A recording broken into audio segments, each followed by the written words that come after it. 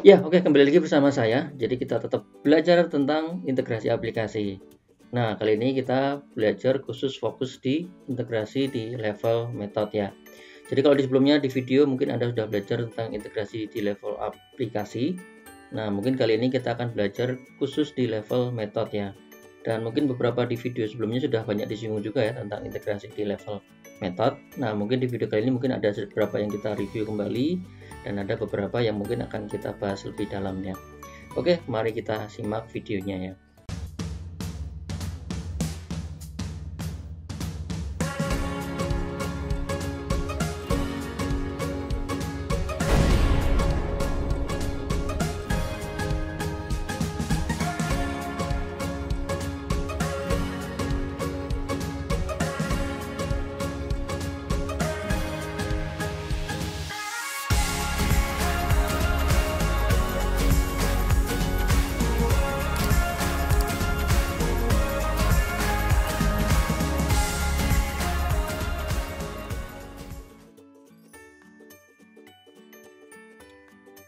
Ya, jadi seperti yang sebelumnya, yang sudah pernah kita lihat di video-video sebelumnya, bahwa integrasi itu ada di 4 level ya.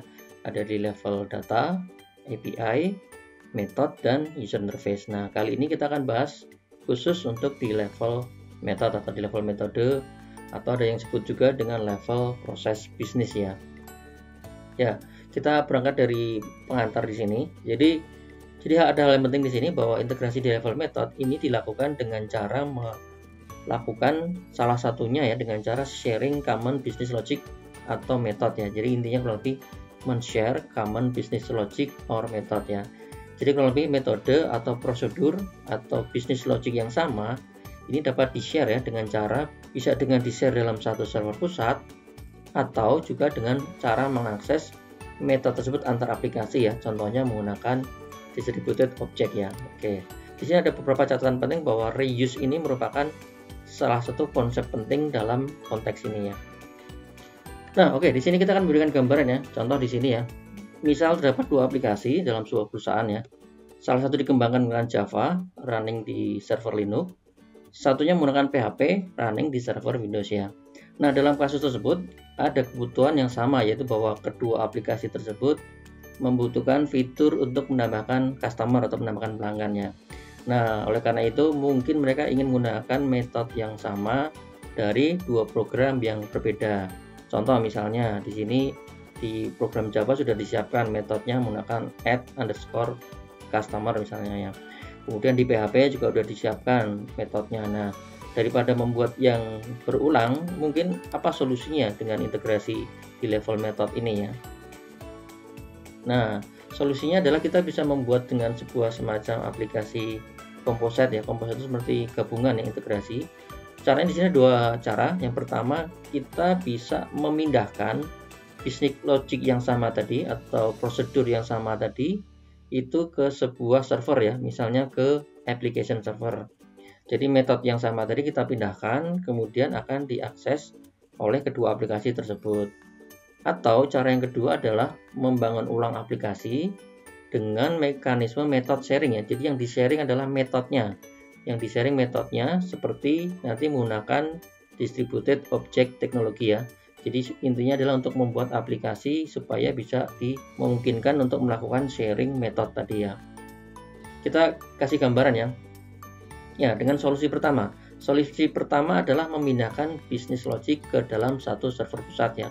Contoh di sini di server pusat disediakan sebuah application code dengan ada metode add_customer. Nah, nanti bagaimana caranya? Caranya tinggal dipanggil menggunakan color di sini ya. Aplikasi pertama memanggil metode color ya. Kemudian yang di sini juga sama, aplikasi yang kedua memanggil menggunakan metode color. Dengan cara demikian kita akan memastikan bahwa akan terjadi proses bisnis yang sama dan di running dengan cara yang sama ya. Jadi akan disimpan di tempat yang sama dan akan di running dengan cara yang sama. Jadi proses bisnisnya akan dikerjakan secara sama ya, meskipun ini di-run di beberapa tempat yang berbeda ya. Solusi yang kedua adalah kita bisa menggunakan sharing object atau sharing logic ya. Jadi kalau tadi ditempatkan di sebuah server pusat, di sini misalnya ada salah satu aplikasi yang mau share. Di sini ada sebuah metode ya, sebuah metode yang nanti bisa di-share atau dipanggil oleh yang lain. Jadi contoh di sini tidak perlu menggunakan server pusat, tetapi di sini ada share ya, ada share method ya atau share object ya. Jadi nanti misalnya ada aplikasi yang membutuhkan ya, jadi di sini seolah sudah disiapkan dan tinggal dipanggil oleh aplikasi yang lain. Bagaimana kalau ada aplikasi yang lain ya, tinggal dipanggil aja di sini ya, dipanggil oleh aplikasi B, kemudian dipanggil lagi oleh aplikasi C ya. Jadi menggunakan, saya ulang lagi, di sini ada sebuah sharing method ya atau sharing logic, sharing prosedur yang bisa diakses oleh beberapa aplikasi ya. Oke, kemudian dengan konsep sharing method ini dulu pada zaman mungkin tahun 80-an ya, pernah lahir yang namanya Corba ya. Jadi Corba ini pernah saya singgung di video sebelumnya, adalah kita bicara tentang Common Object Request Broker arsitektur ya. Jadi intinya adalah sebuah objek ini bisa di reuse, tadi diulang ya, sudah bisa di reuse atau bisa dipanggil oleh beberapa aplikasi yang berbeda ya. Jadi di sini mereka menggunakan ORB ya, Object Request Broker ya, yang tugasnya nanti bisa memanggil objek yang diinginkan ya. Jadi ORB ini mungkin mirip seperti message broker, cuman bedanya dia adalah untuk passing objek ya, passing objek atau untuk mengambil objek yang mana ya. Termasuk di sini nanti bisa mencarikan di mana letak objek atau metode tersebut ya. Nah, cuma di sini Corba mungkin itu adalah konsep klasik atau arsitektur klasik yang mana mungkin sekarang sudah banyak diperbarui dengan teknologi yang baru ya. Nah, kemudian di masa yang lampau juga ada juga istilahnya adalah RPC ya, Remote Procedure Call ya. Nah, dengan istilah ini jelas ya, berarti ada istilah bahwa prosedurnya adalah dipanggil secara remote ya, dipanggil secara jarak jauh ya. Jadi di sini dicontohkan ya. Di sini ada mesin A atau komputer A atau mungkin aplikasi A, dan di sini adalah mesin B atau aplikasi B ya. Atau ini boleh server A, ini server B ya. Jadi di sini ada klien memanggil remote prosedur, yang dipanggil adalah prosedurnya. Dia memanggil sebuah prosedur di mesin B. Jadi dia seolah request ya. Request. Nah, kemudian prosedurnya akan dipanggil atau di run. Jadi ngerunnya bukan di klien, tapi di runnya di mesin B ya, atau di sini contohnya di server ya. Di run di sini mungkin membutuhkan waktu. Setelah itu akan dikembalikan ke sini. Nah, di sini disebutkan bahwa ini adalah RPC ini, meskipun salah satu teknik klasik, tetapi sampai sekarang pun masih digunakan ya. Jadi RPC ini adalah salah satu teknik untuk memanggil prosedur atau metode dari mesin yang lainnya. Jadi contoh di sini, ketika mesin A panggil, dia sebenarnya lagi nunggu ya, atau di suspend sementara ya, wait for result ya. Di sini dibilang di suspend ya. Kemudian hasil dari eksekusi B akan dikembalikan ke pemanggilnya. Nah, dalam beberapa case ini kadang-kadang hasilnya tidak perlu diperlihatkan ke programmer. Jadi seolah-olah ini adalah sebuah proses atau sebuah prosedur yang seolah-olah dijalankan di mesin A, padahal ini sebenarnya adalah memanggil program di mesin B ya. Nah, maka kadang-kadang ada istilah distributed programming ya kadang-kadang ya, karena di sini dibilang adalah bahwa kita seolah memanggil modul atau metode yang punyanya orang lain. Nah, kemudian di sini RPC sendiri seperti yang disampaikan di sebelumnya, bahwa RPC adalah fokus di pemanggilan metode ya. Cara kerjanya hampir sama ya, cara kerjanya hampir semua model ini adalah request dan respond ya. Jadi dicontohkan di sini dia melakukan respond atau service A memanggil ke service B, dikasih respon. Nah, bentuknya sedikit berbeda ya. Contoh misalnya ya, di sini adalah menggunakan get user contoh ya. Jadi ada sebuah metode get user dengan parameter tertentu. Nah, nanti yang dipanggil akan mengembalikannya dalam bentuk misalnya objeknya ya. Jadi dalam bentuk objek ya. Jadi kalau Anda sudah pernah belajar object oriented programming, nah contoh misalnya dikembalikan dalam bentuk user sebenarnya. Nah, user ini nanti dalamnya ada atribut-atribut, ada ini yang lain lagi ya. Sebenarnya ya, ada mungkin kita bisa manggil data-datanya isinya apa saja ya. Oke, jadi kurang lebih bayangan seperti itu. Jadi yang dipanggil adalah benar-benar metode atau sebuah prosedur yang ada di program di mesin B ya. Nah, ini gambaran yang sama dengan cara yang sama, cara kerja RPC ya. Jadi di sini ada caller atau pemanggil, dan di sini ada istilahnya callee ya, atau yang server proses ya, yang menyediakan prosesnya ya. Jadi kurang lebih hampir sama kayak tadi ya. Jadi pas di posisi ini dia request, kemudian akan diterima, dipanggil. Nah, hasilnya bisa dikembalikan. Nah, dalam RPC modern terkadang bentuk reply-nya juga bisa dimunculkan ya. Reply message-nya akan muncul misalnya dalam hasil apa dan sebagainya ya. Nah, kemudian di dalam implementasinya RPC itu sebenarnya ada banyak implementasi ya. Salah satu contohnya mungkin kalau di tahun-tahun 90-an atau tahun-tahun awal 2000-an ada istilah RMI ya, atau Remote Method Invocation ya. Jadi ini sebenarnya sebuah bentuk dari RPC, tetapi ini yang mengembangkan adalah Java yang di waktu itu ya. Oke. Jadi konsepnya sama persis. Di sini ada mesin A atau callernya yang memanggil dan mesin B yang remote objeknya atau remote metodenya ya pengen diakses ya. Jadi salah satunya nanti bentuknya seperti itu. Jadi di mesin A akan memanggil. Nah, hasilnya nanti akan dikembalikan ya. Nah, makanya di dalam RMI atau dalam RPC kadang-kadang ada istilah stub, ada istilah juga skeleton ya. Nah, nanti mungkin kalau Anda pengen teknis belajar lebih dalam nanti bisa Anda pelajari ya. Nah, ini contoh bentuk cara requestnya yang agak lebih detail ya. Di sini ada client code menggunakan stub di sini. Nah, stub ini yang akan mengirimkan argumen yang sudah di Marshall ya, sudah di serialize dan mungkin ada fitur-fitur yang lain. Kemudian RMI-nya ini yang menjalankan metodenya. Jadi karena menggunakan Java, mereka menggunakan konsep runtime system ya. Jadi dia memanggil metode mana yang mau dipanggil secara lokal ya. Nah, kemudian mengembalikan value hasilnya juga di Marshall kembali. Nah, kemudian hasilnya ditampilkan di kliennya. Nah, oke, segini kita akan sedikit bahas perbedaan RPC dan Kurba. Meskipun ini adalah mirip, tapi sebenarnya ini arsitektur yang berbeda ya. Jadi RPC di sini bisa Anda lihat bahwa ketika function method spesifik dipanggil, biasanya adalah tipe parameternya adalah sudah fix ya. Sudah fix itu artinya sudah tertentu. Misalnya kalau jumlahnya 2 juga harus 2. Kalau keduanya string berarti harus string, harus selalu fix ya. Jadi antara klien dan server harus sama-sama sepakat ya. Beda dengan Kurba ya. Kurba itu mungkin tipe parameternya lebih fleksibel ya, karena mungkin ada kemampuan untuk polymorphism. Polymorphism misalnya memindahkan dari tipe data string ke integer dan seterusnya. Jadi istilahnya bisa berubah bentuk ya. Oke. Kemudian RPC biasanya sampai hari ini pun mungkin kebanyakan RPC adalah language dependent ya. Jadi artinya sangat dependent dengan bahasa pemrogramannya, yaitu sama ya. Jadi menggunakan bahasa pemrograman yang sama. Sedangkan Kurba itu konsepnya adalah language independent, artinya tidak ada ketergantungan dengan bahasa pemrograman tertentu. Oke. Kemudian juga di sini Kurba adalah dynamic method invocation and dispatching ya. Nah, kemudian ini juga menarik ya, kadang-kadang integrasi di level method ini kalau Anda baca di beberapa artikel atau orang, kadang-kadang memang susah dibedakan ya. Kadang-kadang mereka sendiri juga sudah mengklaim bahwa integrasi di level method ini bisa disebut API juga ya. Jadi kalau digambarkan di sini ya. Nah, jadi method level atau di level application, interface level ya sebenarnya ini adalah agak sedikit mirip-mirip ya. Kalau di video sebelumnya mungkin saya sebut agak banci ya. Banci itu artinya ya bisa disebut di level method iya, kadang-kadang di level application juga iya ya. Ya, jadi di sini saya ulang lagi ya, dalam beberapa point of view memang kadang-kadang susah dibedakan ya, karena kalau user itu kadang-kadang kan melihat atau developer itu kan melihatnya kadang-kadang dalam konsepnya aja ya, karena dalam konsepnya kan juga sama ya, request dan respon ya. Jadi kalau kita merequest something ya, ketika kita merequest tertentu akan dikembalikan dengan respon tertentu ya.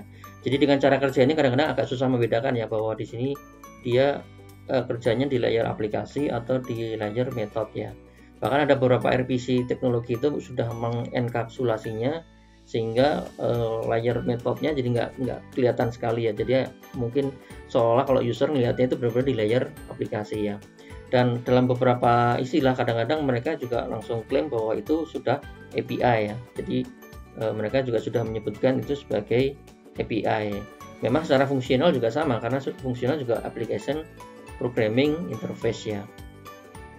Jadi mungkin kalau Anda baca jangan terlalu bingung ya. Jadi kadang-kadang memang ada yang sebenarnya itu dia cara kerjanya di level method, tapi mereka sudah mengklaim bahwa itu sebenarnya adalah sebuah integrasi di level API ya. Oke, kita di sini akan sedikit review sedikit teknologi ya. Jadi yang jelas RPC ya. RPC itu kalau Anda lihat juga ada beberapa ya. Mungkin di video sebelumnya sudah saya sebutkan. Contoh misalnya ada XML RPC, ada JSON RPC, termasuk SOAP. SOAP itu sebenarnya juga, iya di dalamnya sebenarnya dia adalah RPC ya. Sebenarnya dia di dalamnya adalah pemanggilan sebuah prosedur ya sebenarnya. Oke, contoh di sini adalah sebuah XML RPC. Jadi kalau XML RPC ini adalah request-nya dalam bentuk XML, dikirimkan via HTTP, responnya juga nanti dikembalikan dalam bentuk XML. Nah, cuma di sini nanti cara kerja di end-nya, klien dan servernya nanti kurang lebih di level prosedur ya, kurang lebih seperti itu. Nah, ini cara kerjanya ya, gambaran singkatnya. Jadi kalau kita mengirim post request menggunakan XML, kemudian di dalam sini sebenarnya dia ada interaksi dengan database. Jika ada interaksi dengan database, dia melakukan query, hasilnya dikembalikan. Nah, kemudian hasil kembaliannya, hasil pengumpulan dikembalikan, direspon dalam bentuk XML ya. Kemudian kalau misalnya juga ada kegagalan, juga ada informasi dalam format XML juga. Nah, kemudian di sini nanti akan kita bahas bahwa ada juga RPC yang modern. Jadi RPC yang dulunya sebagai pendekatan klasik, ya mungkin sempat agak tenggelam. Nah, sekarang modern RPC itu muncul lagi ya semenjak di sini mungkin saya sebutkan ya. Di sini ada gRPC yang dibuat oleh Google, kemudian ada GraphQL yang dibuat oleh Facebook ya. Meskipun nanti kan kita bahas ya, GraphQL ini juga mungkin ya semi-semi antara RPC dan aplikasinya sangat tipis sekali ya bedanya ya. Oke. Nah, contoh di sini gRPC itu kurang lebih basically juga sama ya. Cara kerjanya adalah dia melakukan request. Misalnya di sini ada klien. Contoh kliennya adalah Ruby. Kalau di sini menggunakan Android. Dan di sini ininya adalah menggunakan C++ service ya. Nah, kemudian dia adalah melakukan request menggunakan protobuf. Requestnya dalam bentuk protobuf ya. Dan nanti dikembalikan lagi dalam bentuk protobuf juga. Nah, kurang lebih seperti itu ya, kurang lebih sama. Dan sebenarnya di levelnya sini maka disebut sebagai stub ya. Jadi stub ini yang mengerjakan di level metodenya. Oke, beda dengan kalau di REST API yang kemarin Anda lihat ya, itu mungkin tidak perlu menggunakan stub ya. Jadi langsung muncul bisa Anda lakukan akses hasilnya ya. Nah, biasanya nanti secara teknis stub ini sudah dibungkus dalam library. Jadi kadang-kadang makanya saya sampaikan kadang-kadang hampir nggak ada bedanya ya, hampir beda tipis ya, untuk membedakan bahwa ini sebenarnya di layer method atau di layer application. Tapi secara konsep kadang orang sebut juga bahwa gRPC ini juga sebenarnya API ya sebenarnya ya. Jadi kurang lebih seperti itu. Nah, kita lihat di sini ini adalah GraphQL. Jadi GraphQL ini juga sedikit menarik. Seperti biasa kalau dikembangkan oleh Facebook dan Google, kalau gRPC oleh Google, kalau GraphQL oleh Facebook. Jadi ini juga jadi naik daun lagi ya sebenarnya ya. Jadi GraphQL ini juga kadang-kadang bisa disebut sebagai API modern. Jadi sebenarnya GraphQL-nya bisa kita perankan sebagai API gateway, di mana dia bisa langsung akses ke sebuah service langsung, misalnya contoh produk, payment, user, inventory. Atau bahkan ini GraphQL ini kelebihannya adalah dia juga bisa diakseskan langsung ke REST ya. Jadi dia juga seolah-olah bisa akses langsung ke REST. Ini mungkin menjadi menarik juga ya, bahwa GraphQL ini menjadi sebuah kayak gateway juga sebenarnya perannya ya. Kemudian di sini ini bisa diakses menggunakan web app, mobile app, other services dan seterusnya ya. Nah, ini contoh bentuk arsitektur yang lain kurang lebih hampir sama ya. Jadi ada handphone, ada laptop, ada mobile, ada desktop. Ini bisa mengakses menggunakan contoh HTTP post. Nah, di sini dia bisa langsung akses ke legacy system menggunakan database, atau juga yang terbaru misalnya kita bicara tentang microservices, di sini juga bisa. Atau bahkan disambungkan lagi ke RESTful API, ini juga bisa. Ini mungkin menjadi salah satu kelebihan GraphQL ya. Jadi dia punya kelebihan seolah-olah dia sebagai API gateway ya. Nah, karena dia punya kemampuan untuk menyambung ke REST API, kadang-kadang GraphQL ini juga kadang-kadang disebut sebagai pembaruan dari REST API. Dan uniknya juga GraphQL itu ada yang menyebut bahwa basically dia cara kerjanya adalah di level RPC sebenarnya. Ada beberapa literatur yang menyebutkan seperti itu. Tapi nanti kalau Anda bedah mungkin kadang-kadang juga hampir mirip kayak gRPC ya. Sebenarnya dia sudah dibungkus dalam library tertentu. Jadi kita kadang-kadang nggak pernah bisa melihat bahwa sebenarnya itu dikerjakan di level method ya. Kemudian nama GraphQL sendiri sebenarnya juga terinspirasi dari SQL ya, QL-nya, query language. Memang dia seolah-olah seperti query language itu ya. Jadi seperti nembak, seolah-olah saya melakukan query language ya. Jadi query language tapi menggunakan Di sini disebut sebagai GraphQL ya.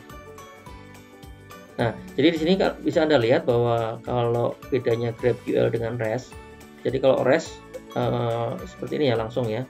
Bahkan kalau kadang-kadang kalau REST ini bisa akses dari beberapa database ya, tetapi ini satu endpoint. Tapi menggunakan GraphQL seolah-olah ini bisa dijadikan satu tempat dulu di wadah, di satu broker atau gateway di sini sebagai brokernya ya. Jadi sebagai brokernya. Jadi seolah-olah orang bisa mengakses beberapa REST API menggunakan GraphQL ya. Nah, oke, dengan demikian mungkin Anda sudah semakin dalam pengetahuan Anda tentang integrasi di level method atau business process ya.